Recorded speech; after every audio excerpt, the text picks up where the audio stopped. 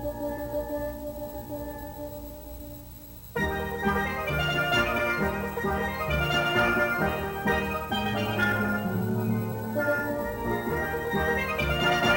Constitution of the World Health Organization states that the state parties to this Constitution declare, in conformity with the Charter of the United Nations, that the following principles are basic to the happiness, harmonious relations, and security of all peoples. Health is a state of complete physical, mental, and social well-being, and not merely the absence of disease or infirmity. The health of all peoples is fundamental to the attainment of peace and security. The spiritual dimension in health belongs to the realm of ideas that have arisen in the minds of human beings, particularly ennobling ideas. Community involvement is inherent in primary health care. Communities become genuinely involved when an endeavor coincides with their value systems, beliefs, attitudes, and customs. Value systems can find expression in meditation, enjoyment of the arts, and the practice of sports. To reach a state of complete physical, mental, and social well-being, an individual or group must be able to identify and realize aspirations, to satisfy needs, and to change or to cope with the environment. As Kenneth Butcher, Parliamentary Secretary in the Ministry of Health, said, man's eternal search for the true and everlasting happiness, and this segment of Health and Fitness 1990 will certainly sway you in that direction. It will be your decision to continue on that path. Over the past several decades, research is showing conclusive evidence that cancer, heart disease, asthma, hypertension, obesity, and addiction are affected by the manner and the quality of thinking, and seriously worsened by thought patterns and negative emotions, such as anxiety, laziness, anger, loneliness, gossip, and jealousy. Medical science increasingly recognizes meditation and visualization as a valid tool in the recovery of many chronic diseases. Positive, constructive, relaxed thought, feelings, and attitudes can trigger electrochemical responses and endorphins in the brain and nervous system, which tend to enhance recovery, whereas negative thoughts, attitudes, and feelings often interfere with the body's natural healing ability and delay or block the beneficial effects of therapy and medical treatment. Meditation is a gentle training of our thinking which develops concentration and an inclination to select a positive pattern of ideas and feelings. It sharpens our attention, develops powers that transform our attitudes, and helps maintain a healthy, logical, positive approach to life in a very natural way. Meditation also means thinking deeply about the positive qualities of the soul. Meditation is quiet time for drawing positive energies and qualities to your inner soul from the Supreme Being. We have a whole series that we're doing on healthy attitudes, and it seems to me that one of the major problems that we have to confront is the strength to cope. We're tired, we get too tired, too angry, too lonely. We have certain emotions that come up, and many times just the strength to cope in this fast-changing world gets in our way. And I'd like to talk something on the strength to cope. It seems to me that we're not going to be able to try to do things in the way that we've been trying to do them before, so that our understanding of coping has to change totally. Which means we have to take a look at what it is that we are having to deal with and what our inner resources are, and try to figure out entirely new approaches to coping, which means we need to find out what other resources there are. We have to recognize that there are things inside of ourselves that we have not accessed. They're there, but we haven't been accessing them. We also, though our conditioning doesn't much substantiate this, we have to recognize that for everyday coping, there are energies, sources, powers that are outside of ourselves, spiritual qualities, and a resource that we have at our disposal. And we need to find out new ways of connecting in with that. When you're already depleted and you feel like you can't go on, sometimes you can recognize that. Sometimes you can't recognize that because of the depletion. How do you access the strength to cope when you're depleted, when you have nothing there? At the time when you realize that you don't have any strength and you're right in the middle of the crisis, all you can do is pray.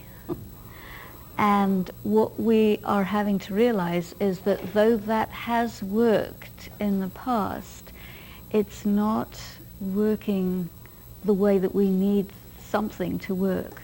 So what we have to do is, at the time when we're not depleted, when we're not in the middle of a crisis, at that time we have to understand, which means right now, we have to understand that every moment of our time, whatever it is that is going on for us, is in a sense available time for us to build an accumulation of internal strength. So we need to find out how to carry on doing normal everyday life, non-crisis life, and at the same time do this building, so that when we do come to a crisis, and we know better than to imagine that, oh, a crisis is not going to come, at least several times a week, we have to face some crisis or another. We have to make fast decisions, and they have to be right. We don't have a second chance. So we have to be able to build on this thing continuously. It seems to me that if you can keep your mind in some way free from worry while you're going through something, or free from fear, and you can just look at something and evaluate it and not get involved in it, that somehow this is what you're saying is the strength to cope? Or would you think that it could be part of it? Part of it. When we look at something face value and we react to it face value, I think that we're not using our better judgment. There are things that we can do. For example, we can observe patterns in our relationships with other people. We're with somebody in close relationship who, for one reason or another, we get into difficulties with regularly. We need to know that my relationship with this person has these regular crisis points in it, and my buttons get pressed when this happens, and I always fall into the same trap. I have to recognize that in advance. I have to think it over and then see what are the attitudes that I need to have which are positive, productive. I have to get over this habit of saying this person is not right. And start to take a look and see, okay, let this person be exactly who they are, and let me accept them as exactly who they are and love them as exactly who they are. It is not my job to make them be something different than what they are. That's fine for people, but what about circumstances and situations? Like stress at work, or tension, or things that don't involve people, just things not working right.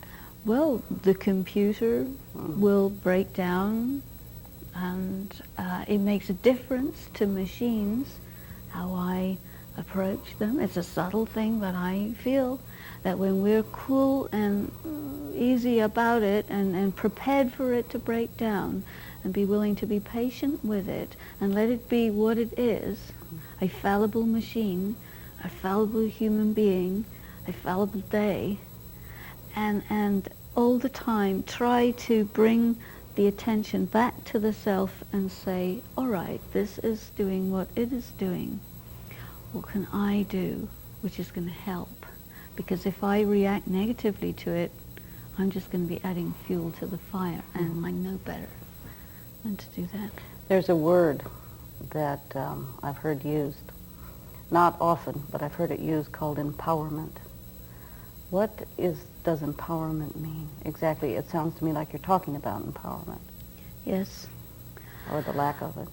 It's a new word, in a sense. It's an old word, but it's a new word because it's beginning to be used, because there are people who are recognizing that when you are very affirmative about your ability to handle something, a kind of a development of faith in yourself, affirming certain spiritual laws, you can say. For example, I've heard it said, there isn't anything that happens to you that you can't handle. You can feel that you can't handle it. But if you say to yourself, it is a spiritual law that there is nothing that happens that you can't handle. So if you're feeling that you can't handle it, what it means is simply this, that we are not aware of some of our other options. And in order to become aware of them, we have to just know, okay, what this means is when I feel that I can't handle it, I've got to step back. I've got to open up my perspective, see what my other options are, and have faith in myself, instill faith in myself that there is something sitting there that I can discover by just watching, by just looking and seeing, okay, there is an attitude that I can adopt that is right. And intuitively, you try a few different ways, at different angles, and it will click with you what is right. And you'll begin to be able to work out a way of interacting with the person which is respectful, accepting, those recognitions of that person's It seems to me, I know that I experimented with and found that it works very, very, very well, is to take a few moments out, just 3, 4 moments, and to be silent.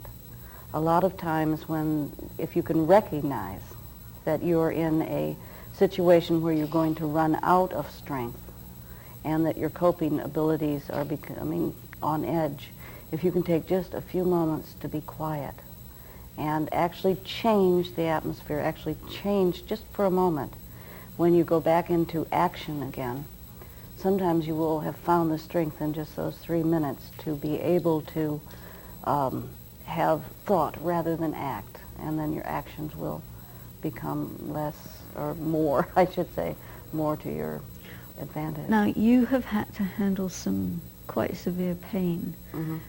What did you do to empower yourself in regard to that? Well, I'll tell you, first I had to accept the fact that I couldn't get away from the pain, that it was there. I had some pain in my back, and it went into spasms, and I could not get away from that pain. It was going to be with me, and I never knew when it was going to come, and I never knew when it was going to go. And what happened was, ultimately, what I started to do was to use it when it came as a moment of silence. It was, in other words, I would, at that time, not necessarily be focusing on my body, but just totally relax into the pain. And I was forced into doing that. Believe me, I would not have done it on my own. If there was any way I could have gotten rid of the pain, I would have, but I was in a situation where I had to go through it. And that's all that I could do, was to go through it. When a person is in a spiritual practice, or, has a religious life with themselves, in what way is empowerment a part of that? You're not understanding your question. Okay, some people, they live totally on a basic superficial material level, but that's not everybody. A lot of people have, you see. And what I thought we needed to do was to take a look and see how the concept of empowerment is brought about as a part of a person's build-up of their inner spirit, their connection with a power beyond. Right. It seems to me that a lot of people either have that naturally, that ability to realize or have a spiritual basis inside them, which they know about and maybe they don't tap into frequently enough, and then it would just be a matter of being able to go into silence and to tap in on our spiritual resources more frequently. And other people don't have a spiritual basis, and therefore it's a question of learning how to do that. When a person is making big changes in their internal structure because they understand that they're not strong enough overall, you know, they say to themselves, okay, here it is, this life now is not as it was. I cannot just adopt my grandparents' methods or my parents' methods or whoever have been my role models, you know, and coming to terms with the fact that the stresses and strains and challenges of life right now are not ordinary, you know. We empower each other. We empower ourselves. We take empowerment from strength from a higher source, a higher power. Well, you're talking about meditation now. Well, yes, in a way I am. But then you see there's this whole thing of consolidating it. You have to be able to consolidate it and accumulate it, because I do not believe that a person can just go from weak to powerful just in 5 minutes, you know. So it's like there's a slow, steady raising of one's level of inner strength and resources, which are being pitted against different challenges, which are kind of testing you out to see how you're doing, but also they're letting you know how far you have developed in your empowering of your own self. It also seems to me that you have to be able to spend quiet time and identify the unhealthy attitudes that are causing the lack of strength. And you also have to spend time thinking about attitudes that you would rather have in order to cope with whatever is going on. And that takes some time, and that takes some meditation. And can you discuss the role of meditation in all of this? Well, I think what we need to do is to recognize that meditation is a kind of subjective internal discovering of new alternative ways of thinking. And what would be the indicators that I'm thinking about something which is making me more powerful?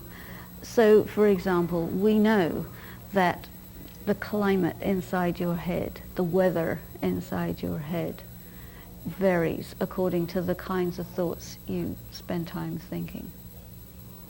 Depression, okay? What are some more unhealthy? Depression, fear, worry, the whole list is there. But then what I think we need to look at is how that word depression comes into your mind, takes over, and takes you on a downward spiral of thinking. And I think one of the key... So you get depleted and you lose your power. You lose your power, but one of the key elements is to recognize that I am making myself depressed, as opposed to it is making me depressed, because you're taking responsibility for what is happening to you. I think that's a very key element in turning the thing around, and that might be part of what we mean by self-empowerment. You know, if I am getting depressed because of this and because of that, that's one thing. So in a meditation, what we would find ourselves doing, going inside and noting that if I'm making excuses, and then catching that, if I'm blaming somebody, and saying, because of this person, because of my health, because of the government, because of the weather, whatever it is. So, you know, allowing oneself to slide down instead of taking responsibility. When you start taking responsibility, you're starting to use phrases inside your head like, I don't have to put myself in this situation. Like when you were dealing with the pain, you had to deal with it. It's right there. Well, what do you do to change your thinking? I found ways. I had no choice. I had to cope with it. So in a sense, and I received power from certain methods that I had been told, but I had to put them into use. All of a sudden, I had to do what it was that I knew I would have to do, but that I don't normally do because I think I should be able to do it all the time. Very good point. Now we can't accept that we think we should be able to do that. Now we have to recognize that even though we think we might have to, should, ought to, whatever, we cannot. Recognizing our inabilities, and then what did you do? What methods did you use? I went inside. I took a deep breath and relaxed. I detached, and I watched what was going on. I used my mind to think, and I noticed that my body was feeling bad, but I used my mind to think. And when I started just realizing that this would be over in a minute, that relief would come, that this wasn't going to be forever, and I received some strength, I became empowered. I looked to a source outside myself for power, but I had to use my mind. I had to direct it in that way. I had to detach and direct my mind towards it. I couldn't just, nothing was going to happen unless I took action. But it was mental action. Maybe I was forced into taking mental action. Forced into it, but then also make a decision, a recognition, a realization, decision that right now I have to meditate. Right. Maybe this is a good time for us to take a look at some of how that can work.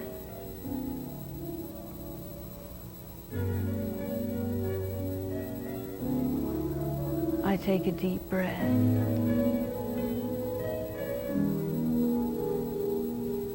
And I allow myself to go deep inside of myself.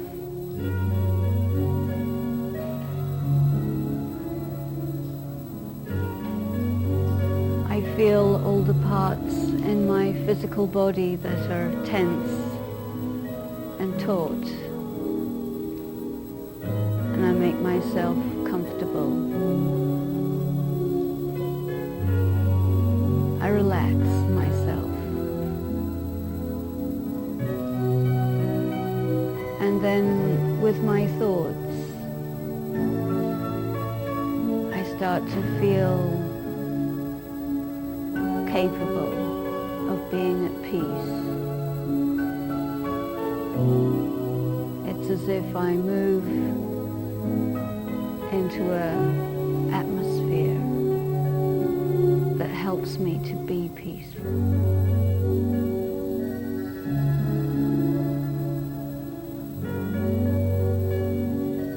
It's as if I feel a presence of peace around me.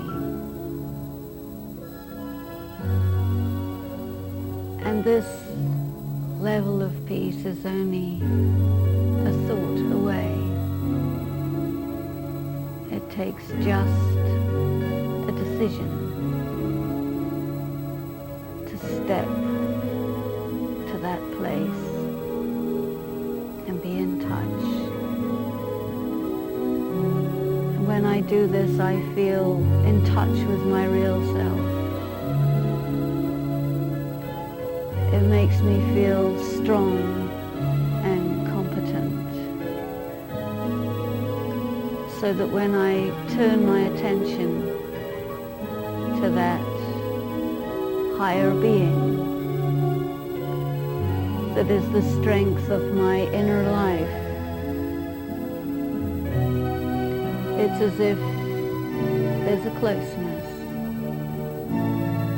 and I can turn to that source for relief and support,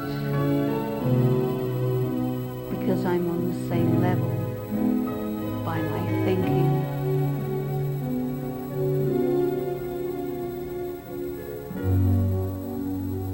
And then I'm reminded of capacities that are truly mine.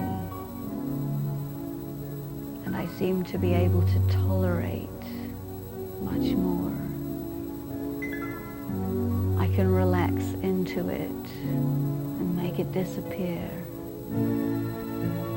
I don't feel angry and frustrated with my difficulties, but I accept them and bear with them.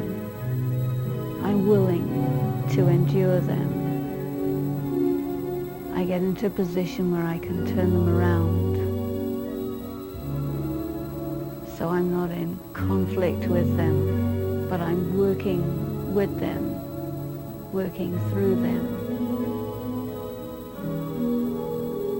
And it's as if we can transcend those difficulties. And I find that this attitude makes me more mature, more powerful. It changes me. I've discovered something about myself, something about the support and strength that's there for me. And it gives me faith in myself.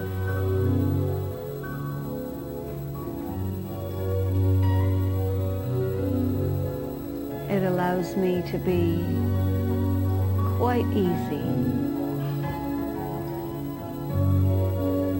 quite steady. I have my silence like a friend. I can access that anytime, and I build on it